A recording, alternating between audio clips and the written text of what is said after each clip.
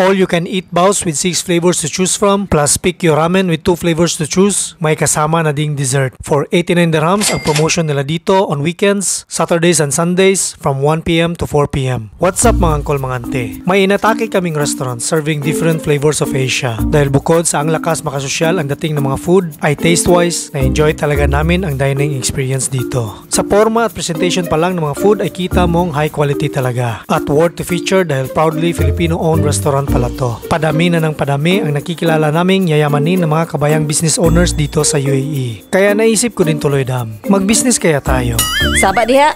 Ang name ng resto ay Bao Friend. Location, A3 Building, Dubai Digital Park, Dubai Silicon Oasis. Pero may mga ibang branches din sila. Bao Friend Abu Dhabi sa Cornish Building. Bao Friend Global Village, nasa Road of Asia naman. Bao Friend Ripe Market sa Police Academy Park. At soon to watch out in December, Bao Friend Al Ghurair Mall sa Flavia Food Hall. Diba ang successful ni ante? Pakiskis naman sa kukumante. Available sila for delivery through Talabat, Deliveroo, Karim, Noon at PK. Kagandahan ay nag-serve din pala sila ng coffee dito. At dahil medyo maaga pa, ay nag-order na lang din muna kami ng cappuccino at Spanish latte. Ang sarap ng Spanish latte nila. Mga ibang lahi pa mostly customers nila dito. Kahit na ito'y Filipino-owned ay di pa to na marites at nataki ng mga Pinoy. Dito in-explain na rin ni ante ang mga dessert options. Ay itong si Madam excited na mag-dessert. Quick glimpse sa menu nila. Specialty nilang mga special baos of different flavors. May combo or bao combos. At burger or bao burger options. At mga desserts na gusto na atakihin ni Madam. In terms of price ay okay at makatarungan naman considering the place at servings nila. Para mas madaming variety, mga in-order namin for starter ay spicy cucumber salad, 13 dirhams lang pala to.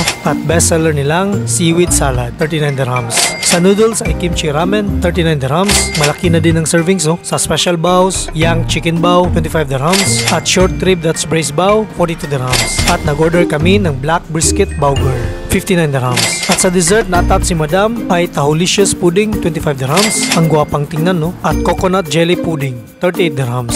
And at this point ay excited na talaga si Madam atakihin tong mga food. Ang laki na ng smile. Na-enjoy talaga namin tong dalawang salads na order namin. Gusto ko ang konting kagat ng spice nitong cucumber salad with kimchi sauce. Pero masarap na sarap kami nitong seaweed salad nila. Kaya pala bestseller to. Yung lasap mo ang freshness ng seaweed, sabayan ng super creamy sauce at crunchiness ng nuts ay ulala sa panlasa. Order this and thank me later.